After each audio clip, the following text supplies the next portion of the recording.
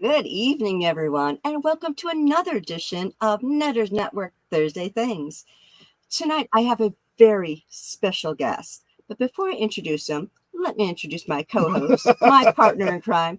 You know him as that guy at the end of the bar, the love of my life, Troy Pacelli. How you doing tonight, sweetie? And what are you sipping on? Well, salute. I'm doing great. I'm just having a Troy Teeny. Explain what that is, because it's a weekday. Just an energy drink in a martini glass. Yeah, the only time Troy gets an alcoholic beverage is on a Friday night. It's the end of the week. And I got to be a good boy on her stream. That's right. You got to be good. Well, it's like, I don't want to have to walk you home. Exactly.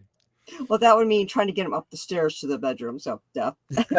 That's true. Yeah. And although I can lift him, I can only lift him about 2 inches off the ground. So yeah, that makes for a long day. Yeah, she's tiny, but she's way stronger than you would think. You don't want to mess with her. Really. You don't want to mess with that. Yeah, exactly. Exactly. And then, of course, let me introduce our special guest tonight. He is a writer, director, producer, actor. He's everything. Yeah. The wonderful Tom Konkle. How are you doing tonight, sweetie? And what are you sipping on? I'm just sipping water. I'm being good here. Okay. But yeah, thank you for that introduction. It makes me tired already hearing all that. Thank you for having me on the show, Troy. Thank you again. The two of you are exactly the kind of people with amazing quality that is the whole reason I'm doing this stuff. You know, a lot of people that create things, you're doing it for your audience. You're doing it because you want to entertain them. And when I meet people like you and I see how genuine you are, how creative you are, how much you're passionate about what you do, I'm like, you know what? This is why I'm doing it. You know, it's like golf. If golf, you hit that one hole in one with somebody, it keeps you going for the 100 times you miss. Right. You know, and so meeting you guys is really it heartens me, because I'm trying to raise money right now for this movie, but I'm doing it exactly for the right reasons, which is at the end of the day, we're all trying to make something that we want to see. You know, and if we feel like we're not getting what we want creatively, or things are just stagnant or whatever, there's no emotion in it, there's no human feeling to it, this is why I'm doing it. So it's great to be on the show with you, but more importantly, it's great to know you guys, and to have me on here is humbling. I appreciate you so much. You know, I was just thinking about this today, because the first you've been on Nutter's channel before, you've been on my channel a couple of times. And I remember the first time I had you on, I think it was to do a rewatch of Trouble Is My Business. Yeah, I think it was. Yeah. Yes, I was really excited. But I don't know if I told this story, if I told you this story. But, you know, I had been in the chat on Midnight's Edge, and I was suggesting, hey, why don't you guys do a watch party of it, you know, and whatnot. And that's what they did. Yeah. And I said, gosh, wouldn't it be great if I could do that? Because I had bought the DVD already. And I'm like, you know, maybe Tom would come on my channel and we could do that. And I was like, yeah, you know, get in touch with him. I'm like, yeah, I got this tiny little channel though. I'm not monetized. I don't have that many followers. She goes, well, what's the worst that could happen? He could say no. Yeah, that's good. Then you said yes. You know, I'm like, oh my God, okay. Yeah, no, absolutely. I was so happy you wanted to talk about it, because I loved making that film. It's a love letter, you know, to all old movies like that, which, you know, noir I love. The other night it got me. I was on another show, and Vernon is down in Australia working on something, and he came into the show and he goes, Tom, Trouble Is My Business was one of my favorite movies I've made. You know, I was like, sound just what? Like Yeah, I was like, what? You made Mad Max and Commando and Inner Space? And he's like, nah, you know, because he knew I had his back, and he knew it was coming from a real place. Like, I genuinely just wanted to make a good movie that I could see, and I said, how do I make much out of what I have to work with?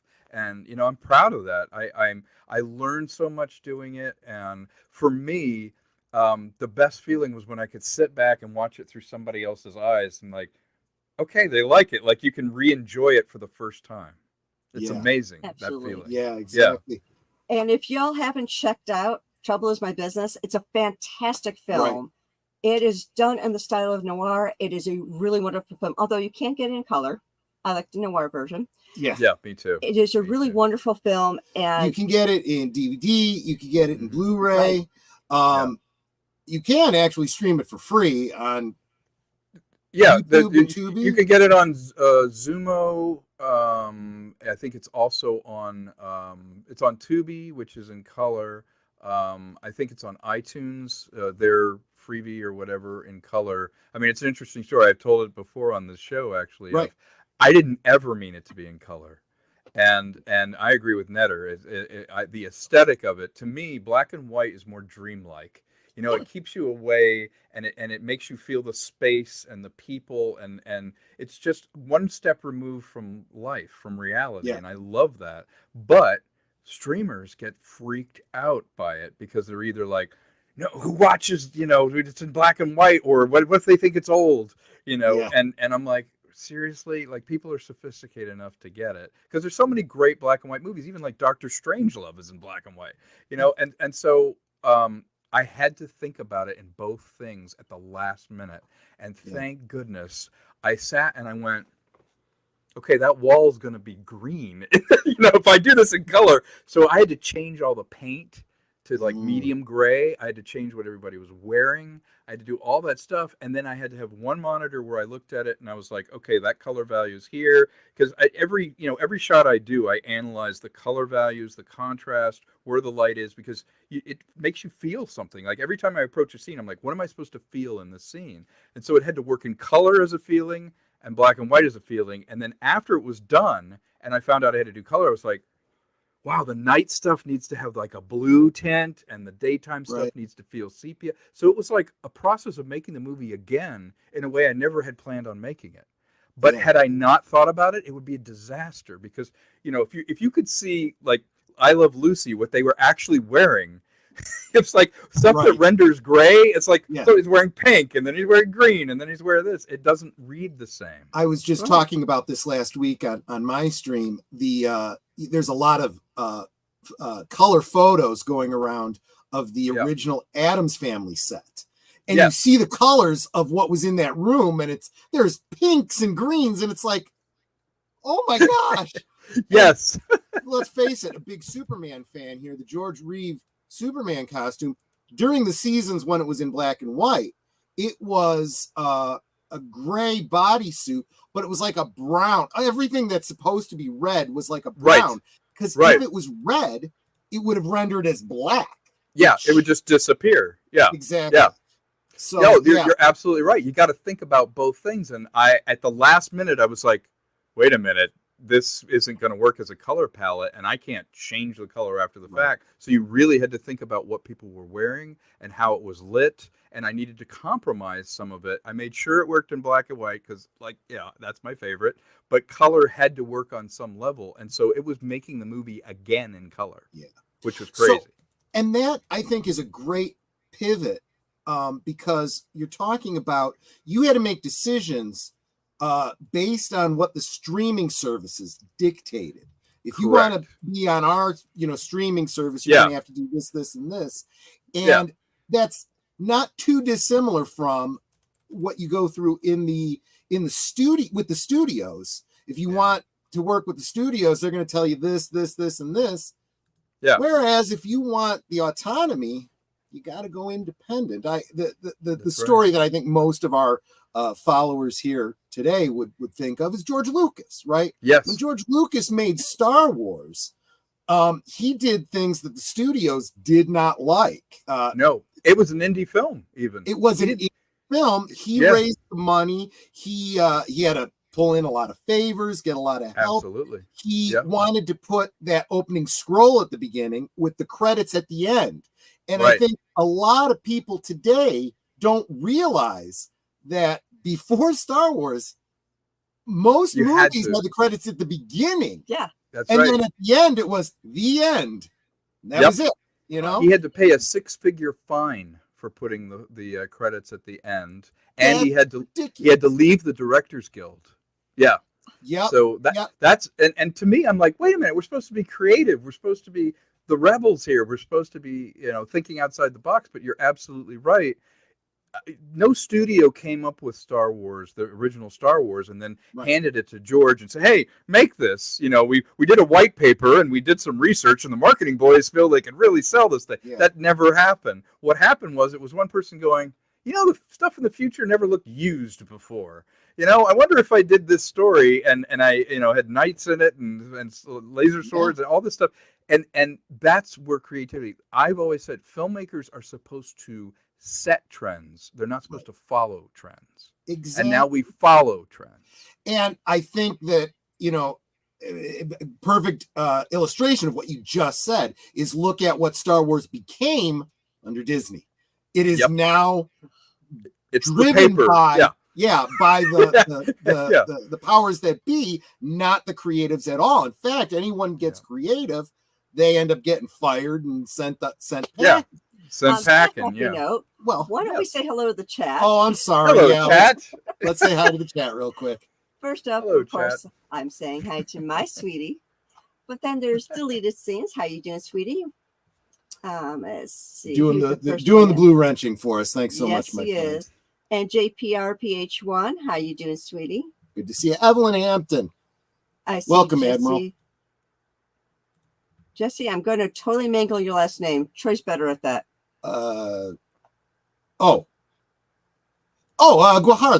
Thank you, because I didn't want to mangle it. Yeah. Welcome. Lady Mist. How you doing, sweetie? Gorilla Random Thoughts. Let's see. I thought I said somebody else too. A Dig Outlaw, doctor and author. Welcome. Leia Rose. Oh, it's always good to see you there, Leia Rose.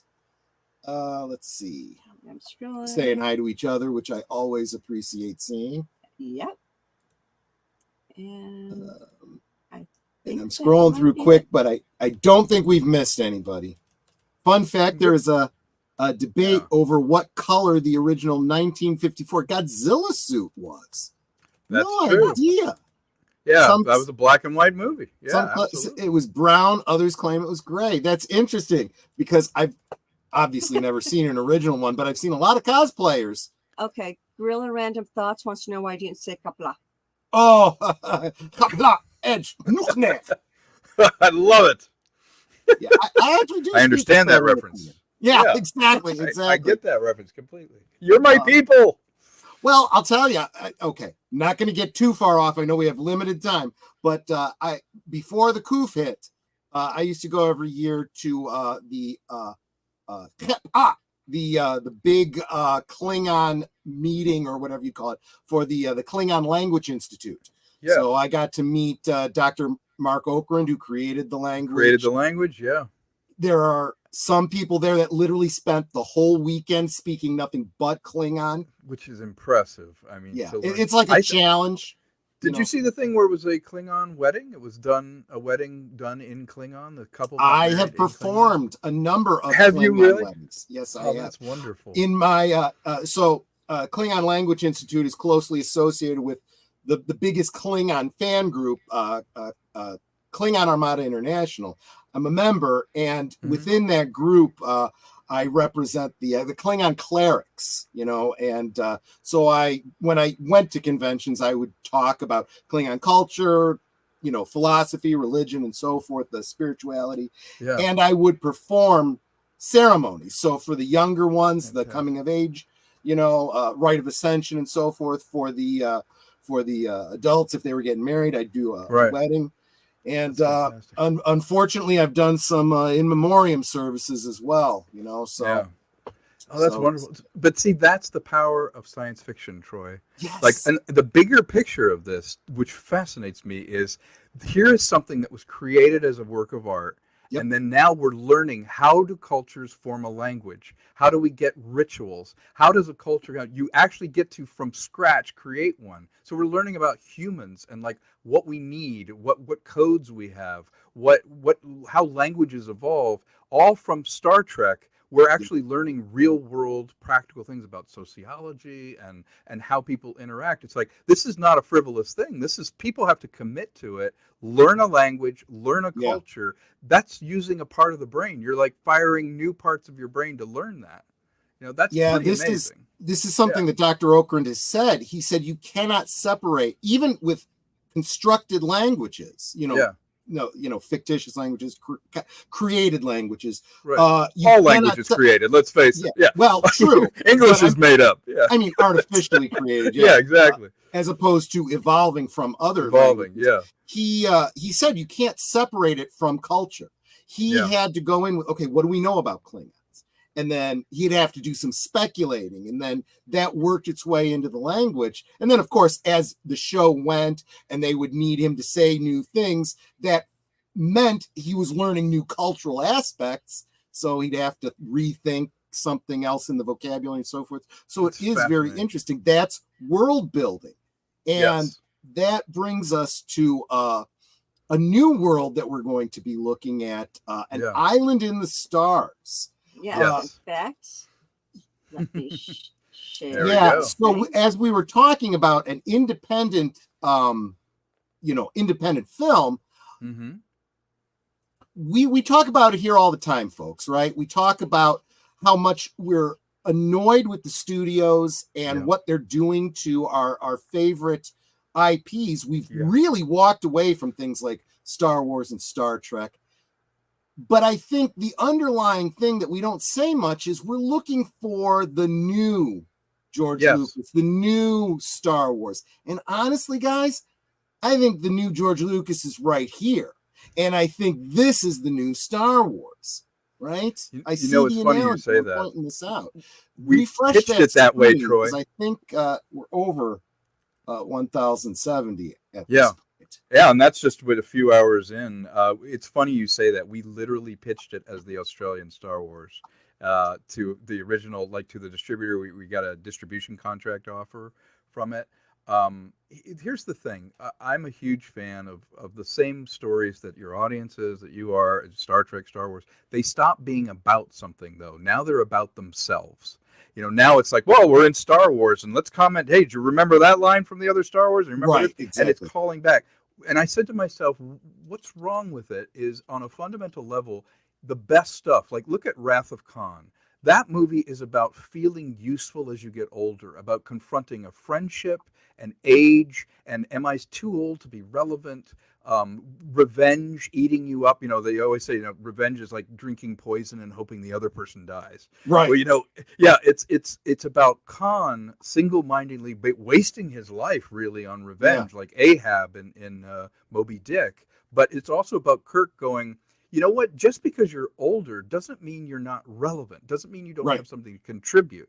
And I thought with Island in the Stars, I said, what are the elements that what are the elements in Island that I really wanted to underline? And it was, what is a mythology that I can get behind? What was something about the classic stories like Jules Verne and Treasure Island and all the sci-fi, Spartacus, all that stuff? What did I love about it? At the end of the day, it was, even though they confront darkness and they may have problems, it's still optimistic.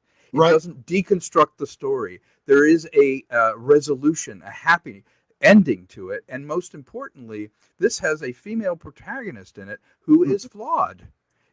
She is all of us. I say this about her life. If you're doing something and you're hiding from the rest of life and you're not following your bliss or your passion, it's a slow drip, but you're bleeding.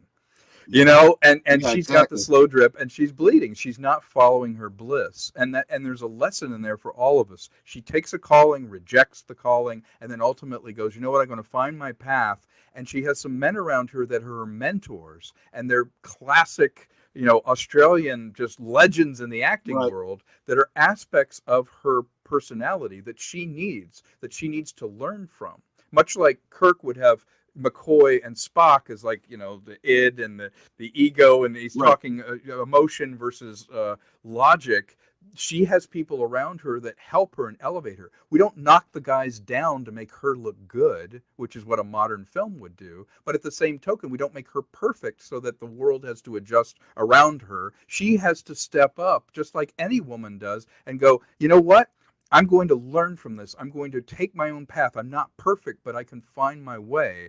And so Island in the Stars is a classic adventure about this girl, Jackie, who she's living a life of quiet desperation. She is in an inn with her mom. Her dad is a seafaring, well, we call him seafaring, but he actually is spacefaring trader. He goes out and is lost to them, and she wonders, is he coming back? But the mother's like, he'll be back, he'll be back. But months go by, and eventually this space pirate shows up with a mysterious box that only Jackie can open. Why can she open it? What is it in the DNA of her that makes this box open? At first, she doesn't want anything to do with it, but then the pirate gets attacked.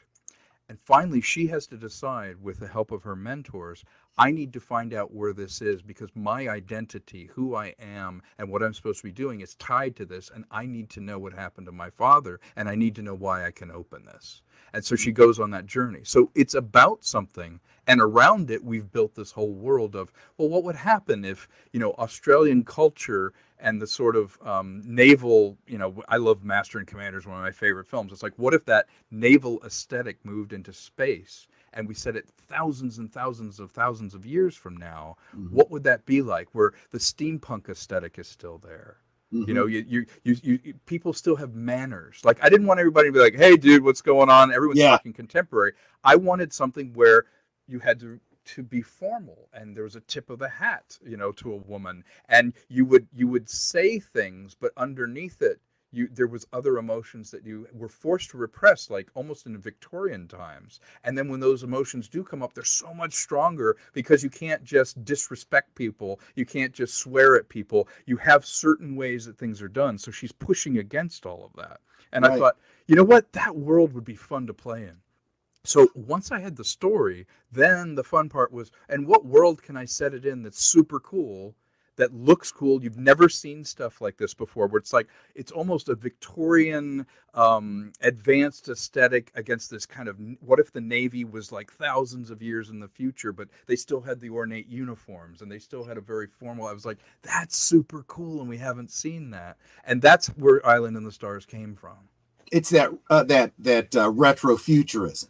Yes, and you don't see it done well, and you usually see it just lightly applied to some films where you're like, yeah, they read a book once on it, or they saw some picture, exactly. And they don't really understand it. But for me, half of the deep dive on this was like, well, why? Why would they still have that aesthetic? Why do they call things contraptions? It's like, why is this made of ivory wood and still has a hologram that hovers above it? It's like, well, it's practical. These are pragmatic decisions that they made, and that aesthetic dictated the language they use. That aesthetic dictates the way they dress or the way they act. And that constraint, having something to push against, made the film so much better than if it was all just dude bros hanging out, in the future. Yeah, and that's my problem with a lot of, exactly. A lot of modern science fiction is dated the minute it comes out, because they're using terms and stuff that we're using like for a day now, and then it cycles out. That's absolutely terrible. But that does kind of harken back to the aesthetic of Star Wars, right? Where you see, you have you see a class division there. You see the rebels that are struggling, and they're all speaking in American accents. You see the higher class naval officers in the Empire all speaking with British accents, and so on and so forth. And there's thought that went into that, and absolutely. Even if you don't, as a viewer, pick up on it, as an 8-year-old kid when I watched it, right? That didn't mean anything to me consciously, but subconsciously, I got it. Exactly. And I'm sorry for my technical difficulty earlier. I was trying to make what I was sharing bigger. What you want to do is you want to refresh the page for Island in the Stars, because we are now over 1,400. Let me see. Oh, terrific. There we go. As of when you brought that up. Oh, fantastic. Oh, that's 1,500. wonderful. Sorry. There you go. There you go. Fantastic. So, thank you. Yes. But yes. I'm going to try this. Because Matter and I had to wait until now to pledge, because exactly. we just got paid. That's why I want to make this bigger. Okay, I'm going to try this again. And hopefully StreamYard isn't going to lie to me again. There you go. There we go. There we go. Right. And I'm seeing some great comments in the chat as well about Master and Commander and things like that. Yeah, absolutely. Well, absolutely. But look, here, this is the the sort of template for Island of the Stars. This graphic Mhm. sort of suggests casting ideas, some Australian legends that we I will say, without committing anything, some of the people have read this already and like it. So this step with the money that we're doing is to make what's called a pay or play offer. And what that Right. means is, after the actor that we want says, I read it, it's fantastic, make it happen, we have to go back to them with some type of an offer to commit their time and to say they're doing it. So we got that a couple times, and sometimes through Vernon, sometimes, I reached out to people. So one thing that you're doing by enrolling yourself in this now and doing it, you're allowing us to go, okay, put up or shut up. We've got some money down. We would like you to commit to this for a certain period of time. Can we say that you're doing this? Because saying that they're in the film, of course, shakes loose the big money that we need to make the film. And something I wanted to make super clear is, we are respecting all the unions right now. I'm in all the unions, and this will, if it continues during the strike, this will be something that gets an interim agreement, which basically just means you're agreeing to the terms. Once the strike is over, you'll honor those terms. So Right. we're not doing anything untoward with that, but also. Something that's super important is this first round of funding does everything necessary to be able to accept money. One thing you look at with a business is you have to spend a little money to be able to accept the funds that you need. And so a lot of this is directly going to build the infrastructure. I'm shooting it in Australia, so I have to start a company down there. I have to have a lawyer look over things. I have to do the basic admin to be able to accept money from the investors who want to put in big chunks of change.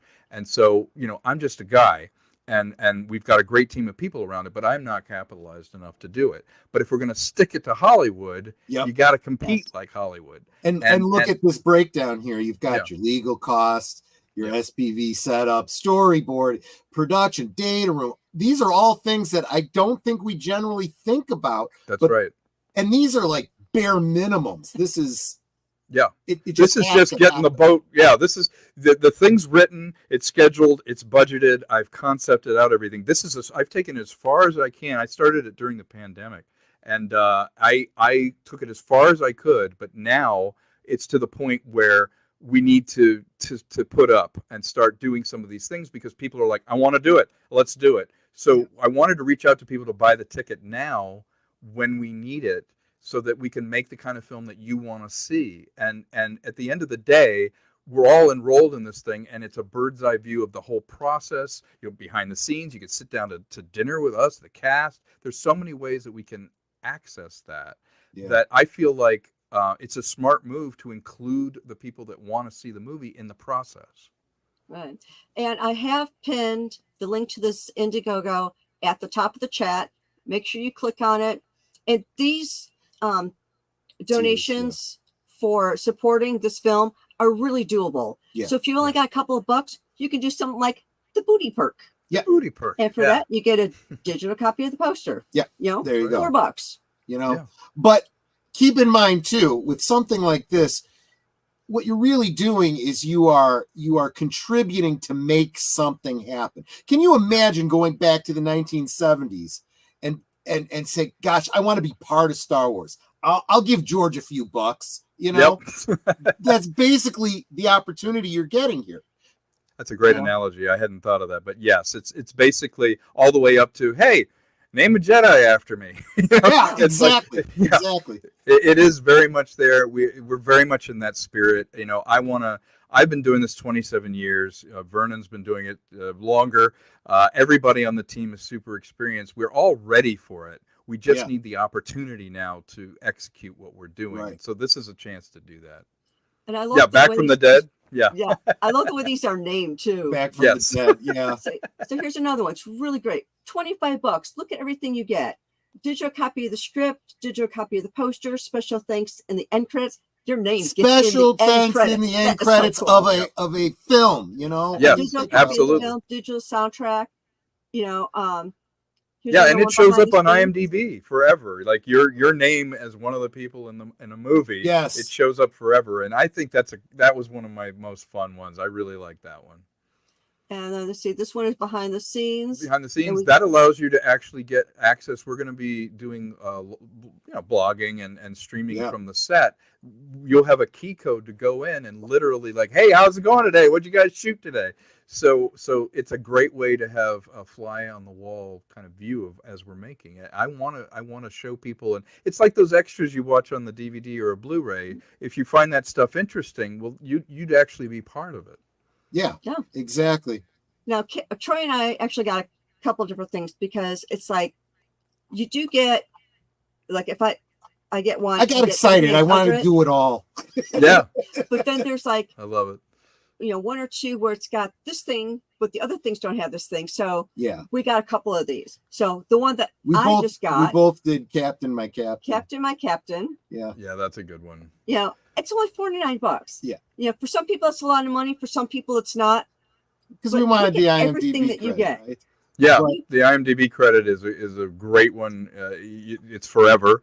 And then all the digital copies, the special thanks, that's a great perk, and it gives you a chance to really be part of the film. You're literally endorsing the film, going, I believe in this thing. But obviously I couldn't stop there, because once we get to cut of your jib, that's when we start getting into my passion, a physical copy, right? Yes. So by cut of your jib, a Blu-ray copy of the film is thrown in. This one is $75. Although that's not what I skipped to the next one, because I wanted a shot across the bow. Oh, yeah. Because I was interested in, because you know me, the Trekkie, and I got all the technical manuals and all the things. I had to get that map of of the map, which could be in the mysterious. We're talking about what do you call it? World. Well, is it world building? This is like galaxy building, right? This is pretty much galaxy building. You're right, but that is a collectible thing. That will be a rarity. Exactly. It's actually the design that we're doing for the film. It is a copy. It'll be your own unique copy of this star chart. Exactly. And it's super important to things. And I think it's a very cool design. I think you'll like it. And the Blu-ray and the soundtrack CD. I've already heard some of the music from the soundtrack. Yeah. So it's going to be a fantastic soundtrack. I'm fired up about that soundtrack. Now, as I mentioned, Troy and I got a couple of these. So I bought one of the items. So we're probably going to get extra copies of these. Yeah, exactly. Yeah, that's great. But Troy got 2 items. So now 4 of our listeners, if they want more than one cheer, did you have to buy them separately, or could you do them together? Because you just did this.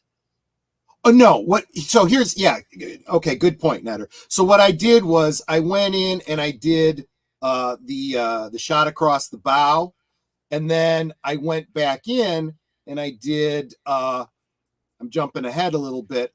I went back in after I, finished that transaction, and I did making of collector's edition book. So you had to do 2 separate transactions. Exactly. It was 2 separate transactions. That's what I was trying to find. And pop in and out.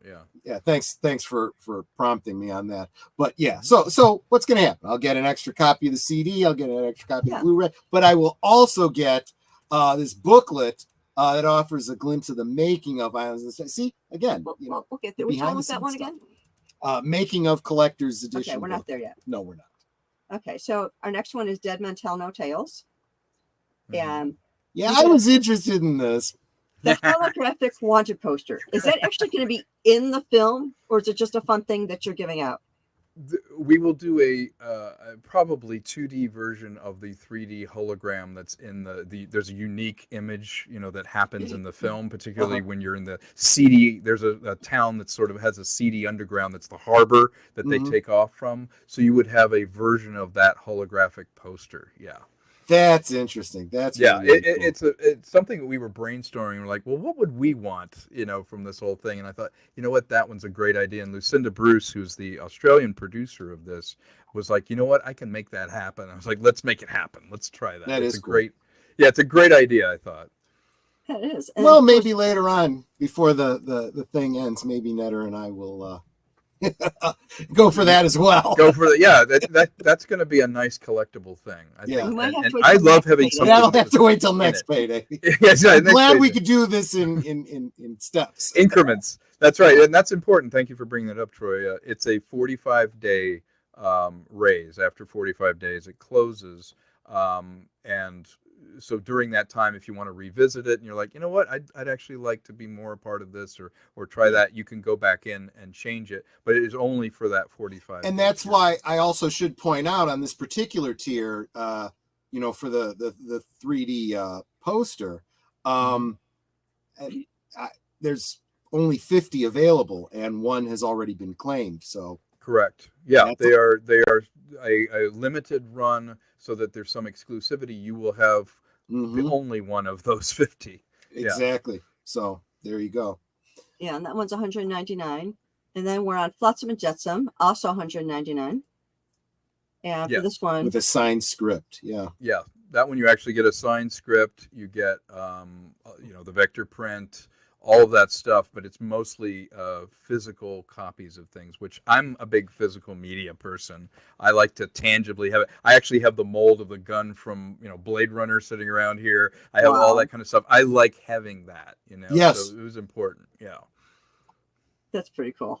That's the problem, Netter, with a lot of digital films. They never create props because everything's CG. Yeah. So when the film goes away, there's nothing there. There's not a phaser to have. There's not a thing to hold because it never existed. And that's kind of a shame if you think about it. Yeah, there's nothing tangible left. Now is the time to start thinking like George and think about the marketing. That's right. There's people are going to want toys. They're going to want, prop replicas. They're going to want costume pieces.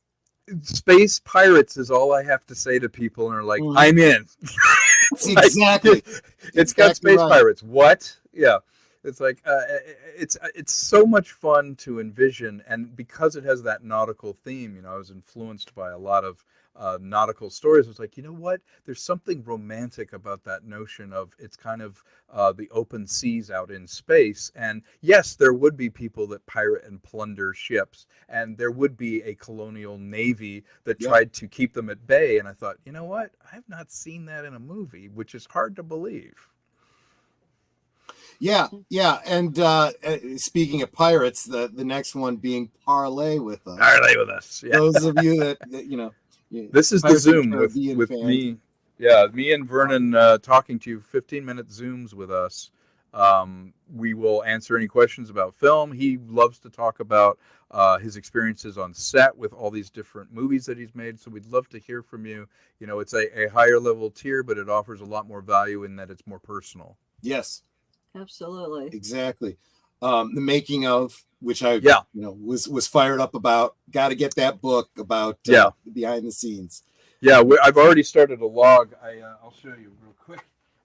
When I started writing it, I found this wonderful book. Look at these pages. And I found this book. So hold on, she's got to get you. She's got to bring you up. Yeah, I found this amazing book. It's leather bound. It's got old paper in it, and I started keeping a log of everything that happened. Everything that happened on this. Oh my gosh! Is in that book, and this is for real. My production log. It literally, I have writing where it's like, this is the first day, and such happened. This happened, or I've got to overcome this. I'm starting to write stuff in there, and this log will end up in this coffee table book where we've kept everything, all the little assets. Like, what did the first drawing of the poster look like? A artist named Christopher Shy did that original poster, and we said, you know what? I love in Search for Spock. You'll notice it has like beams of light coming out with the faces, and he was like, I understand that. I know the guy that did that. And so we used all those influences. So we have that original file, the original painting that he made to do it. And something that I'm going to do is I'm going to hire top illustrators, you can go on ArtStation and find incredible undiscovered talent that is creating sci-fi artwork just for fun. Yeah. I want to find those people, be able to pay them and sit them down and go, create this stuff. This is kind of where I want to go with it, because I'm an artist as well. My parents forced me to start doing watercolor and acrylic painting. Was like 10 years old. I don't want to do this, but now I love doing it, and it's relaxing, and it allows me to kind of play with images and come up with stuff. But I can't wait to hire people to do it, and we're going to keep all those assets so that you can see where things happen. So that if glad you said that, Tom, because Jesse was just saying, and I like how he's thinking, but I think we can put his mind at ease. He says, man, I hope Disney isn't going to try buying your your IP. Well, the thing is, they can try. That They doesn't can mean try. Tom has to sell. He doesn't have to No. pull a George Lucas.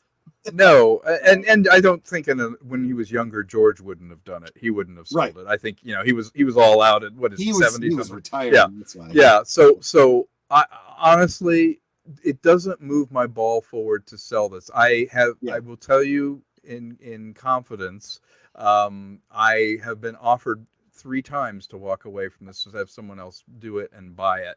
And I said no, because it doesn't move my ball forward. Yep. Basically, someone else takes it, slaps their name on it, and I'm out. And of course, the next thing is, well, you've never made a sci-fi feature film. It's like, well, yeah, I gave you it, and now it's not even something I'm proud of. It's not something I want to do.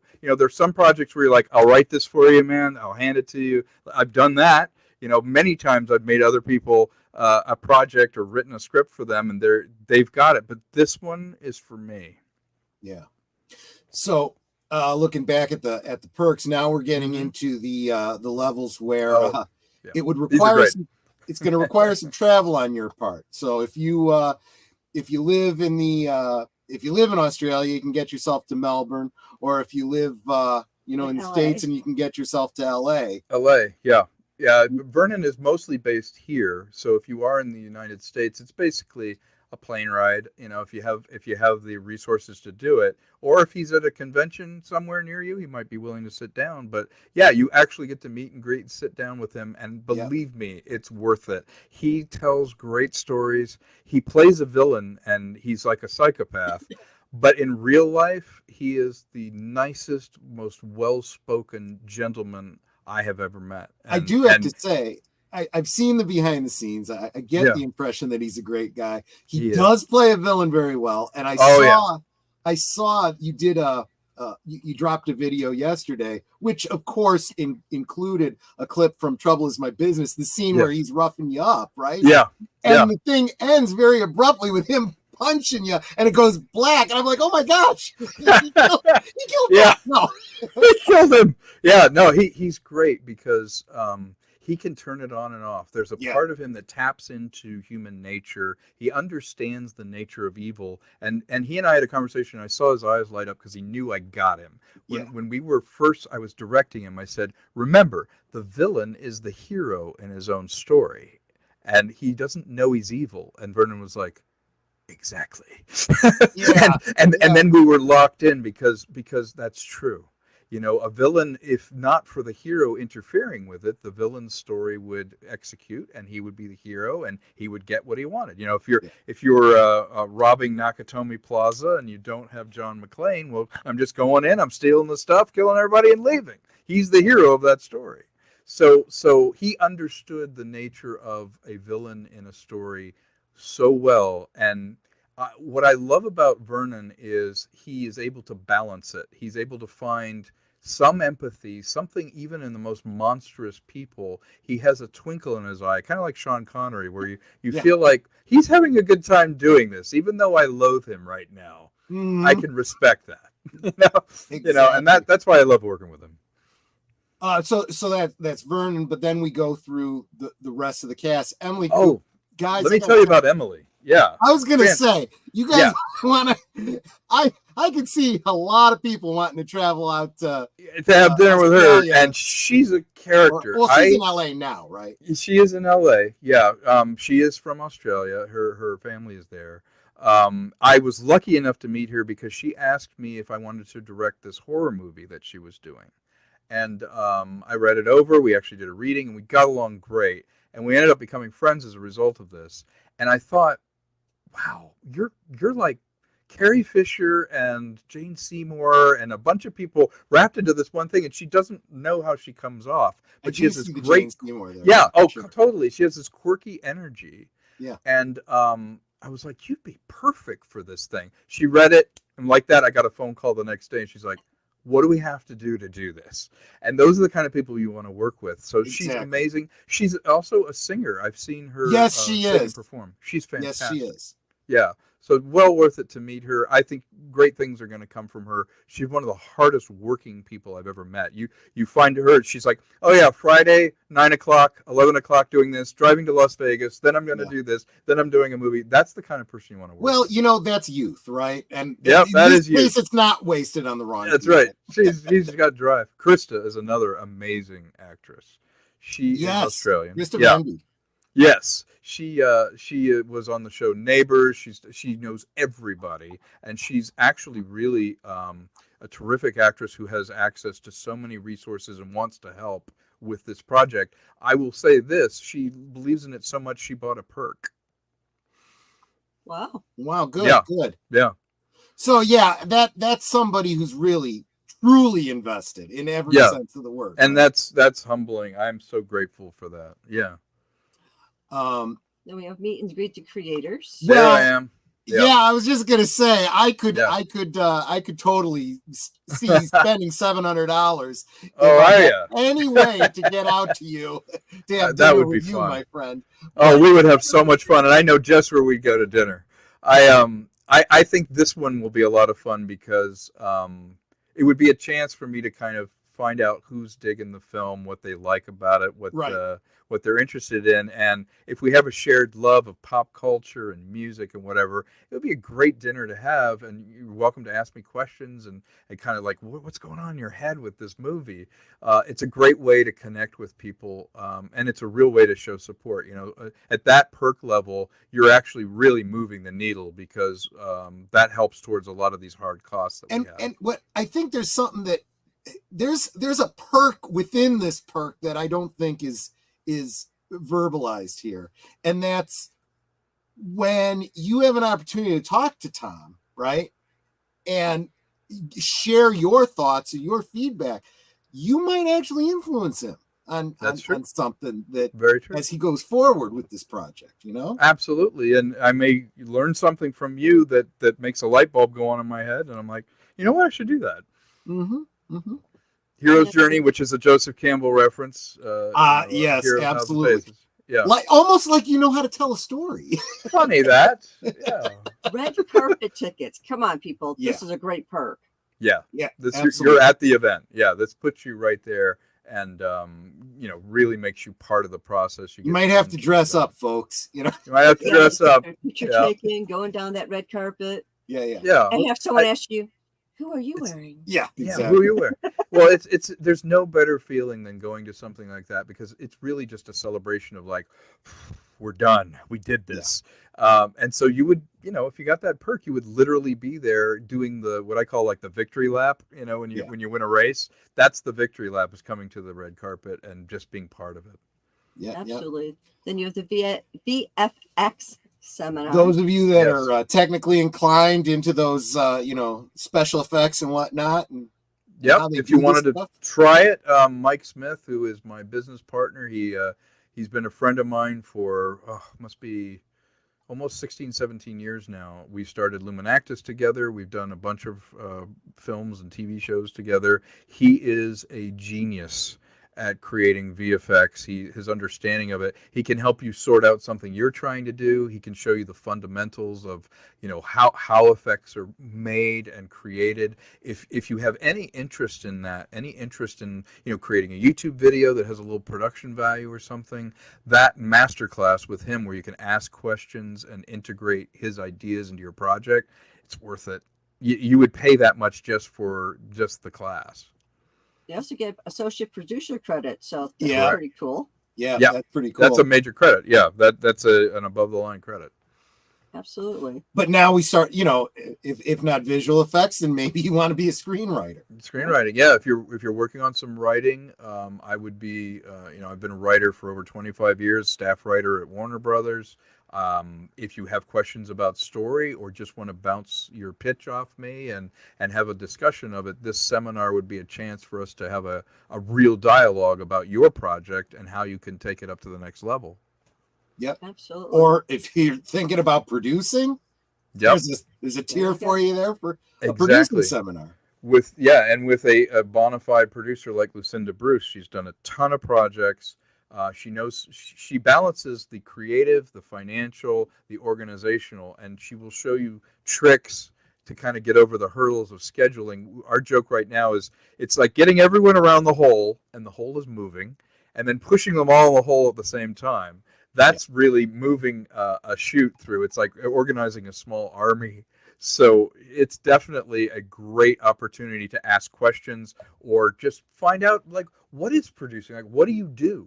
What is it involved in? Because if it's done well, it's almost invisible. Good point. Yeah. Exactly. In fact, I would almost say that if everyone's done their job, you could say that about almost everybody. You know, yes, I mean, it should be invisible. You're right. The same thing. I mean, I would go back to the special effects, right? Yep. You know, the best special effects are the ones you don't even realize are special effects. Right? Yes. Yeah. The best compliment I ever got on Trouble Is My Business is in one of the interiors of the house. The original house was like from the 70s, and it had a refrigerator and all this junk in the background. Well, we did a very simple room behind it from the 30s. And we have a door that opens that didn't have a window with the sort of stained glass, Art Deco thing. So we added all that in, and we had to take out, the carbon monoxide detector, the different plugs that were all wrong. Well, we did that, and we did the whole scene. And the question, somebody saw the film in the theater, and we had a Q&A, and they raised their hand. They're like, "Where did you find so many old houses?" Wow, and I was like, nice. we shot that in a place built in 1978. Those effects you don't pick up. The big stuff, of course, your brain's like, okay, I'll go with that. But the little stuff, like just making you feel like, okay, I'm in this room. Those are the effects that are invisible. Those details, not everyone's going to pick up on them, but someone will. Yes, my buddy and you feel Stan he's a fireman. One of the things he does is he does inspections and stuff like that. So he would notice things like that. That's right. He'd be like, yeah. Where's the carbon monoxide detector? Yeah, exactly. Yeah. Why are those plugs? Exactly. Why are those plugs like that?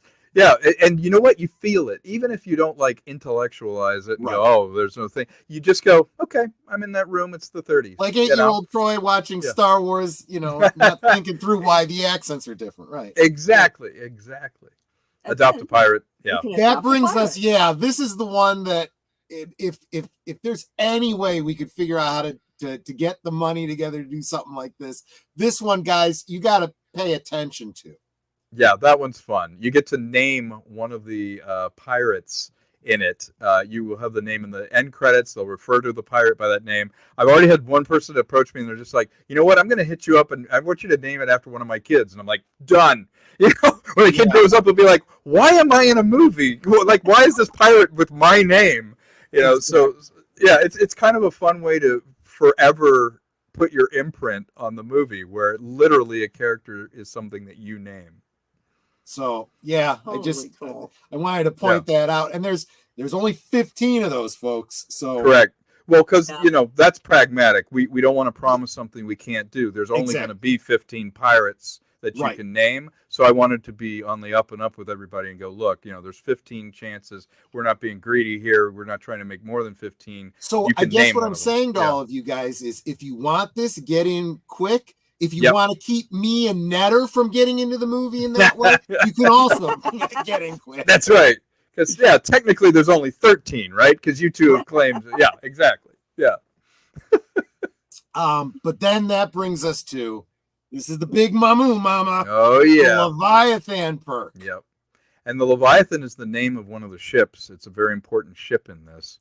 And the Leviathan perk is basically you become an executive. You're an executive on this at that level. Anything 5,000 and above, I think that's fair to say that your belief in what's going on it warrants it. And what's really cool about it is it's full access. It's all the physical stuff, which we love. It's an actual executive producer credit on a real feature that will be distributed, and it's VIP tickets. So you're showing up as the executive producer of a for real movie, which I would have loved to have done when I was growing up. I'd be like, I am there. Exactly right. And I mean, think about it. Executive producer. Okay. If Kathleen Kennedy can do it, so can you. So can you. That's right. And you could probably do it better, because you put $5,000 down and say, Tom, you got this. Make it happen. Yep. Yeah, it's a great perk. It's all in. It's got a ribbon around it. That's the one that if you really want to jump in and you're like, you know what, before I kick it, I want to say that I executive produced a movie. That's the one to go for. And then for those who are like, I want to do something, you can do this. You can go to your Facebook page or Instagram and tag Island of the Stars account, and you will get, excuse me. If they have, that's limited too. So if they haven't hit their limit already. Right. You'll receive a numbered Island of the Stars digital poster uniquely designed for this perk and signed by the creators. I've already done that. But I'll tell you what, again, put all the perks aside for a second. Again, put your money where your mouth is. We're always talking about supporting the independent creator, fighting against the big machines, the big, studio, block the and corporate, whatnot. It costs you $0 to share out this Indiegogo, to tag it in your Facebook and all the other social medias, Yes, correct. Get the word out.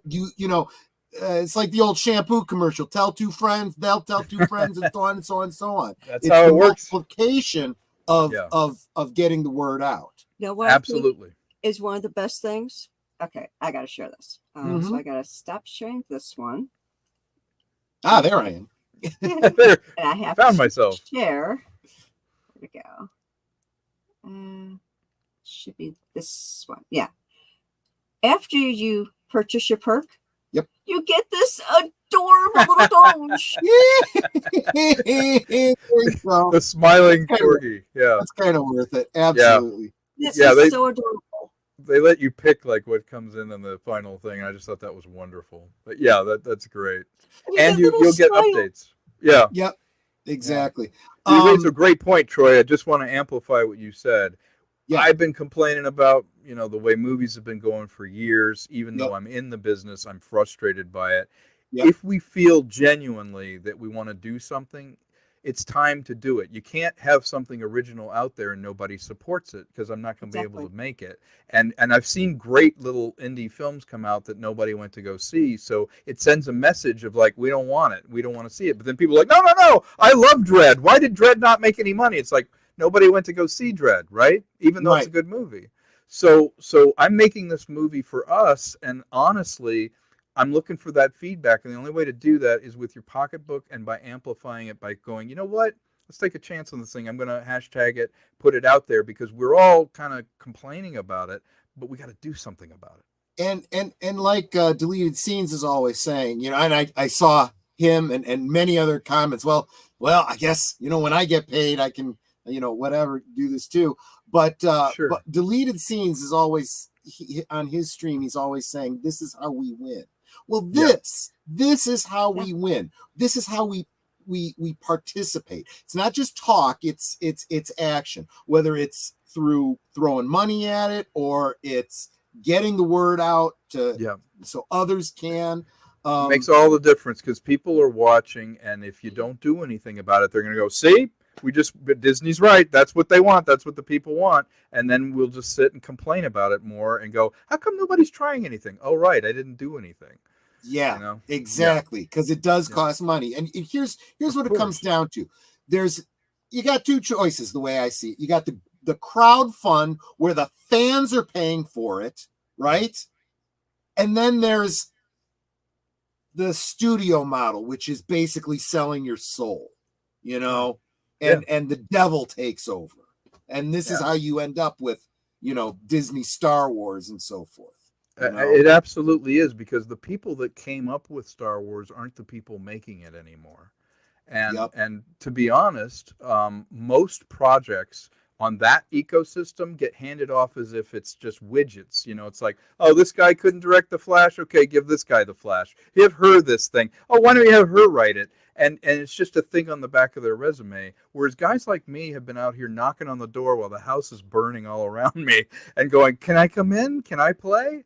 But it's no, we don't do original stuff. I've literally gone into a pitch meeting where I had 3 original stories, and at the end of it, they go, "We got the Little Rascals. Do you have anything for the Little Rascals?" And I'm like, "Are you serious?" Well, we own that IP, and I'm like, "And." But that's how this stuff gets made. Where it's like, "Hey, I saw The Thing last night. We should do that again." Yeah, exactly. Well, What? See, Yeah. this is you just made me think of something else. This is going to be a little bit of a backhanded kind of compliment, but something different about Tom. I'm going to say that Tom. Yeah, I've already compared him a bunch of times to George Lucas in this context. I'm going to say I think he's better than George Lucas, and here's why. He's the writer, he's the director, but he listens. He's listening to all of you. He's taking all that feedback. He listens to Vernon Wells. He listens to everybody else that's involved. When George Lucas was doing the best was when he backed off and he listened. And, when Mark and Harrison told him, this dialogue sucks. Yeah, can't say it. Or Gary Kurtz. Remember, Gary Kurtz used to get pushback all the time. Exactly. I think that's valuable. Or even Marsha in the editing. Star Wars was saved in the editing. And then you get to the prequels, and that's straight George. And he took a lot of... You're surrounded by yes people. Exactly. Yeah, every great painting, Troy, has to have a border around it. You can't paint a picture and not have a frame around it because you'll go all over the place. But if you're constricted by that frame, it forces you to do as good as you can in there, and the pushback around it makes the picture better. Yeah. And I feel that. And, those of you spiritually minded, what does the good book say? Many advisors make victory assured. This is somebody who is not afraid to and actively seeks many advisors. And that's what you're buying into with this. Absolutely. Yeah, in a way, this crowdfunding is a bunch of advisors. I'm sorry, Netta, I didn't mean to interrupt. But no worries. It's for me, it is many streams make a river, and as a director, you can take credit for the great ideas that come in. It's like if you've got a great idea, a good director goes, "You know what, you're right. We should do that." Yep. And when you get driven by ego or surrounded by yes people, the problem is your singular vision, which is great, has your ego on top of it, and you're not listening to feedback anymore because you don't have pushback from people. And I think George was at his absolute finest when Gary Kurtz and Howard Kazanjian and all those people would push back on him because they knew that they wanted it to be good. Everyone was on the same team. Marsha, when she recut it, clearly had a vested interest in making the best movie she could. And George had the wisdom to go, "You know what? This is a better cut." Yeah. Absolutely. So we're looking at... Hold on. And as I was starting to say before, for those of you just joining us, the link to the Indiegogo is pinned to the top of the chat. I've also dropped the link to the Island of the Stars Facebook page. Make sure you check it out. And if you have any doubt on how fabulous this movie is going to be, go watch Trouble Is My Business, and you'll see exactly how Tom is when he's doing a film. So your initial goal is 66,000. 66, but right? That's a minimum, right? Because if you go into this Indiegogo and you look, we showed you how the 66,000 breaks down, PR and marketing and hiring concept artists, all that kind of stuff.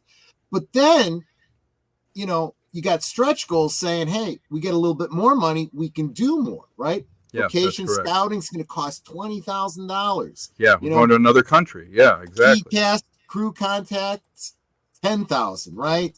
Yeah. Offers to actors. Yeah. Supporting talent, $154,000, right? That's right. And the reason for that is to secure them because the distributor and people want to know who's in the movie. Exactly. And them saying yes needs to be backed by something real. And in this case, it's the pay or play where you go, okay, put up or shut up. Here, we've got the money to do it. Can we say that you're in this?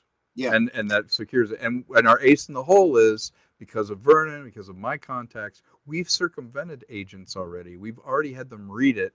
We know they want to do it. Now it's, okay, we can show you in escrow. We have a little bit of money there. Would you be willing to commit to it? And that changes the game. Because now I can say so-and-so's doing this. Now, we have some great names already, but I have some A-list names that want to do it, that I need to have a little bit of cash behind it. And yeah, and go check out that Indiegogo, because then you start looking at tier 3 and the stretch goals and whatnot. Look, there's what you want to do, and then there's the money that it takes to make that happen. But there's some pretty big names that could be involved. That is if you help make it happen. You know, I mean, Troy and I looked at all the different perks that were on there, and we just couldn't really make up our mind. There was so much that we wanted. Yeah. We had to settle on 3. Yeah. And we'll do more if we can, because look, ultimately we want to see this movie made. We want to see it, made the best it possibly can be.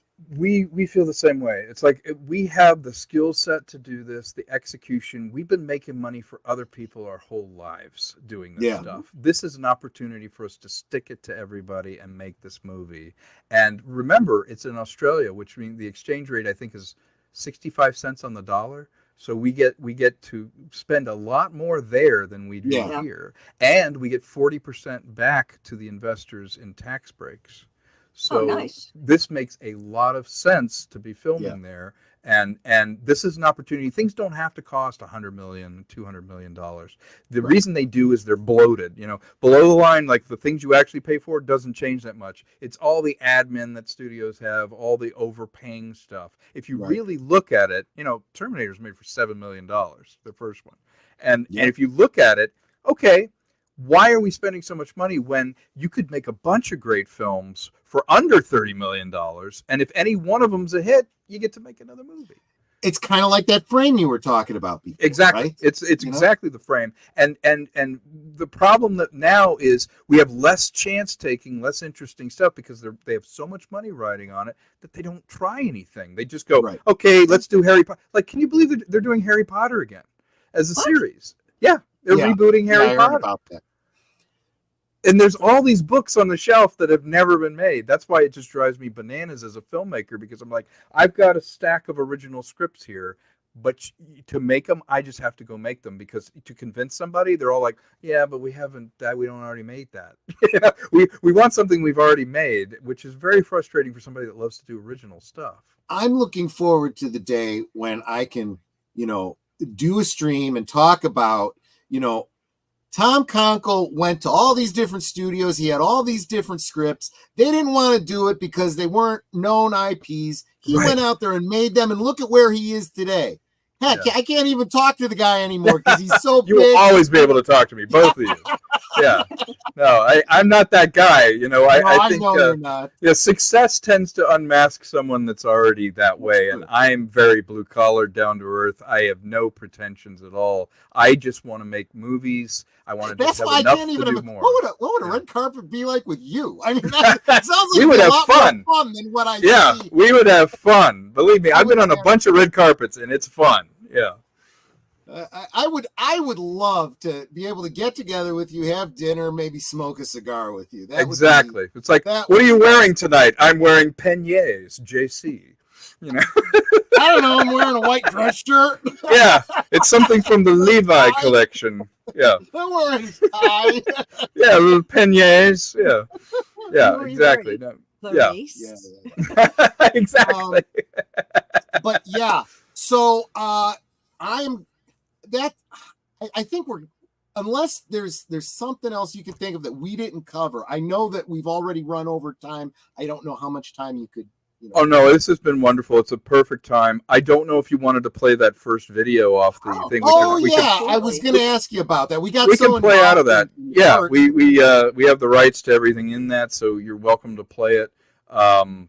Let's take a look at it. It was something that I shot, some interviews with people that we've been talking about, but you can see a little bit more of the sound and the feel for it. Okay, here we go. Maybe. There we go. My name is Vernon George Wells. I'm an actor and a producer. And what we're talking about is a wonderful film I'll be doing called Island in the Stars.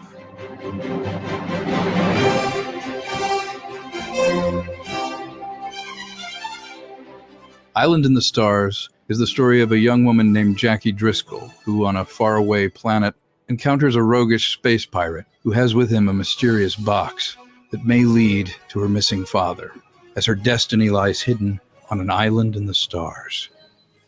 So my name is Emily Coop. I am an actor, singer-songwriter, and I'm playing Jackie. Island in the Stars is pretty much Pirates of the Caribbean meets Star Wars. I mean, it's going to be amazing. It's the kind of movie that 14-year-old Tom would have been like, I want to see this. I have to see this movie. Because I think you should be making films. You should be making art that you yourself want to see. So when we started putting this together, I just started going through my Rolodex of 40 years odd of people, not just people in front of the camera, but people behind the camera, people that I know, calling in favors and talking to people. Because I think that this film deserves to have the best.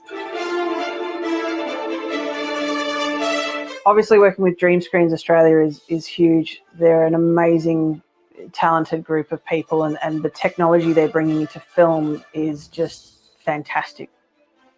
It's going to be wonderful, and seriously, I'll be ringing a lot of you up to see this and pestering the heck out of you to get this film made, because I think it's wonderful.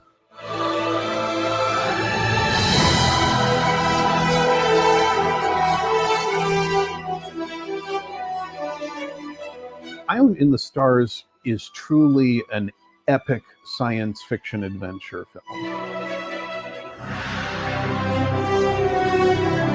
Island in the Stars allows for all of these elements to come together in this confluence of a movie that I want to see, that is a action adventure fantasy science fiction movie.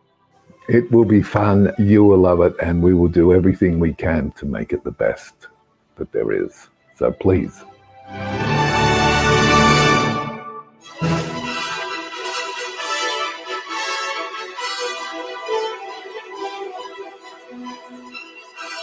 This film will remind you of what you've missed out on and show you that it's still there, and you'll be able to talk to your kids and say, that's what it used to be like.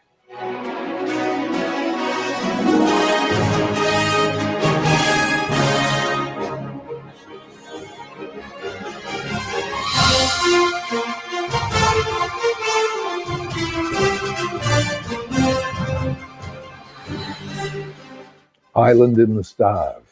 I can't wait for you to see it.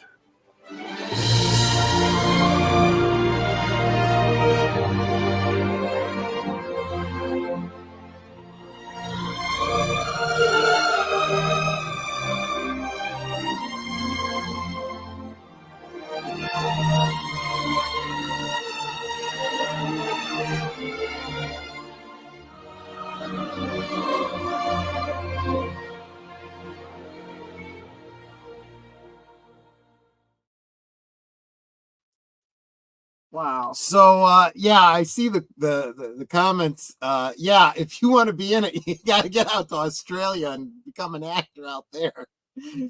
Zane said, "Who do you have to F, marry, or kill to be in this movie?" Tom, you're muted there. There we go. That's wonderful. Yeah, muted so I didn't interfere. Yeah, that is wonderful. I love Deleted's comment there. That's how I feel. Who do I have to do that to make this movie? Oh yeah, yeah. I am fired up about this. There you go. Add that as one of your perks. Yeah, well, there are some perks for that. Yeah. There's you see from the artwork, all that conceptual artwork. If you squint and kind of tilt your head, you see some of the possible talent that could be involved. Well, everything I created for this, I generated. I'm an artist myself, and everything I generated was to evoke the feeling of it. I'm going to hire a whole team of artists to execute this thing, but that gives you a real sense of how different and cool it could be. It's a swashbuckling, old school tale, and it's set in this very believably futuristic and weird kind of setting. And I really want to see this movie. Yeah. I love the costumes. Yeah. They're pretty fun. It's like, I want those costumes. Yeah. I mean, you better believe that there's going to be, I'll talk to you later about some of the steampunk conventions, and some people are going to be wanting to make costumes and do some definitely, definitely. You. But So yeah, this is running. it's about a month that this fund is going. So yeah, we're gonna have to we got about move on 43 this, days. folks. Yeah. Um, And get in now. You know, the time to do it is now. A lot of people, it's human nature to go, yeah, I'll catch it later. But unfortunately, the way these things work is we have to put a deadline. So if it's past that time, we're not going to be able to access that. It's not like you can start filming when you don't have all the money yet. Exactly. Get the money in as you go. That's not how these things work. It's not how this works, unfortunately. But yeah, exactly. So if you have a notion that you're like, you know what, I want to be a part of it, even the smallest contribution makes a huge difference. Yeah. And like I said, also get this shared out. Get it. I want to see my whole social media just blow up with all of y'all sharing it. Every day. Don't just share it now when the stream ends and then forget about it. Share it tomorrow, every morning when you get up. Share it out with everybody. Absolutely. Yeah. No, that would really make a difference because it amplifies every time you do it. Like I read somewhere where they said the first 5 times you do something, people are like, yeah. By the 5th time, they're like, oh, yeah, I noticed that. You know, you have to keep putting it out there. Yeah, it's like do your Facebook, your Twitter, Instagram, Instagram. Whatever social medias you have, put it on all of them. Don't just stop with Facebook and Instagram and X. Do any ones that you have. I know there's some other ones out there that I'm not familiar with, but I know there are more out there. Put it on all your social medias. Draw the traffic to the site so that people can, see what all these really great perks are. They can donate and they can be a part of this experience. Absolutely. If you have a friend that's into it, sure, pass it on. Yeah. Samuel the Infamous says, couldn't hurt to add an Eldritch space entity to the mix. Maybe for the sequel. I was going to say, there's always room. I do have an idea. Mike and I were talking about an idea for a sequel to this if it warrants it. This is going to be self-contained, but it's a big enough playground with these stories and these characters that there is an opportunity to continue the story. Yeah. So there you go. See, so thinking ahead, thinking big. I like that. But let's make this one happen first, folks. Exactly. Let's not get ahead of ourselves. Let's make this one good. What I hate is when they're like, oh, this is just the first one of many. It's like, no, just get the first one right. We'll talk about it later. Right. Exactly. Shared on Twitter. Is that a question? Whether it can be shared on Twitter? I'm not sure. Yeah, that's a Phil. Absolutely. Share it out on Twitter. They're calling it X these days. I don't care what you call it. Just share it. There, just share it out. We don't care. Yeah. It's not our business. Yeah. I can't call it X because it makes it sound like I'm on drugs. I'm going to be on X. Yeah. Make sure to be on X all day. Yeah. All right. Well, thank you for having me. I can't think of anything else to say about that. But and as we've been talking about Island in the Stars. Troy and I did put our money where our mouth is. Yeah. We have picked 3 perks because there's so many and we couldn't get them all. But we got 3 pretty nice perks that, they're just so incredible. I mean, we went through all the different perks. Troy, what's the ones that we got again? What are they called? They were wasn't it Captain My Captain? It was a shot across the bow. Oh, yeah. Making of Collector's Edition book, Captain My Captain, and then you got Captain My Captain as well. Absolutely. Those are good ones. Yeah. It's like, we put our money where our mouth is. We're not just talking about how great a film this is. We are actually supporting it ourselves. So it's not like we're just talking up and that's it. We are actively involved in this ourselves. We're sharing it out. We've picked perks. You do what you can to help support this. Yep. I said, there are some lower tier perks. They're only like $4, $9. You can do $4. Come on, guys. Yeah. That's like less than a cup of coffee these days. Yeah. You guys can do that. And then when the movie comes out, you can take your friends to see it and say, I helped make this happen.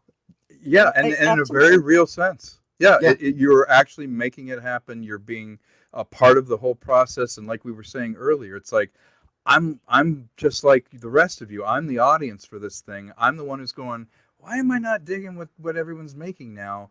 This is a chance to go, you know what? Let's make something. Yep. Let's make a difference. So I'm with you on that. I think this is the time, and with things changing so much in Hollywood and a general dissatisfaction with what we're creating, this is the time for us to do this. Absolutely. So I think that about covers it. Tom, don't go away because I want to touch base with you in the green room. Tomorrow night, tomorrow night, my channel will be talking physical media. So chances are we'll probably talk about this again tomorrow night Physical over on my media. channel. Yeah, See? a little about Mhm. physical media Yep. there. Physical media. With special guest Greg from Fanzine, and we'll be we'll be ditching the dirt a little bit about some of the crazy decisions that Disney has been making about their physical media. We'll talk about that tomorrow night, and of course I'll be drinking on stream, so you guys can laugh at me. Saturday night, we are on your channel, Netter, for the rewatch. Is that right? No, I just did Casper. No, you just did Casper, so we're on Big Big L's for, I don't even remember. Rewatch on Big L's channel. Catch up with us. Deleted scenes for Unscripted on Sunday night, which leads into Geeky Geezers with myself and Aged Boomer over on his channel, and then back to Deleted Scenes to round out the weekend with The Other Side of Midnight. And Absolutely. that's all we got. Well, who's your guest next week, Netter? My guest next week is Fill Up Gaming. Fill Up Gaming. So tune back in for that. And that's all we got.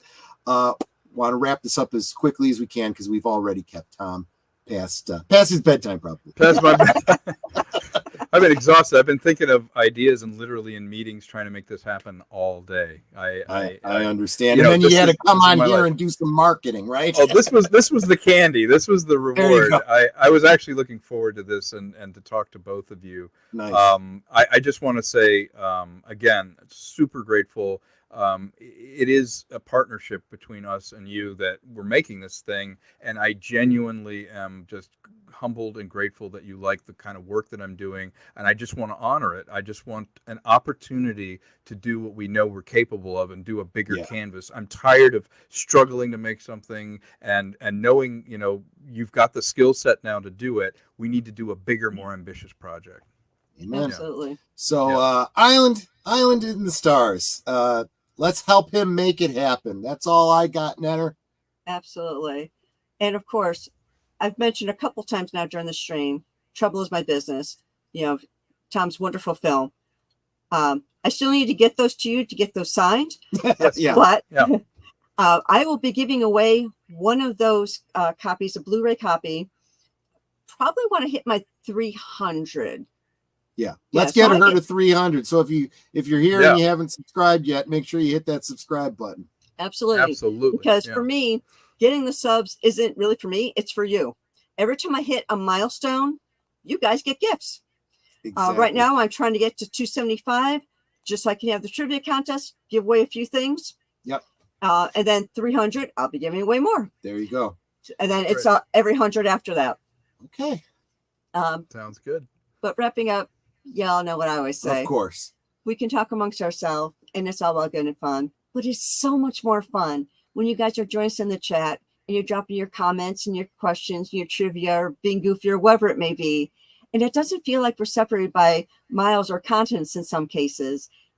It feels like we're hanging out in the same room, enjoying each other's company and having a great time. And you aren't just our friends. You are our family. We appreciate you so very much. And you could be anywhere right now. Can't talk. There you go. But you choose to be here with us, and that is so encouraging. Thank you so much. Like I said, guys, we love you, and we'll definitely see you next time.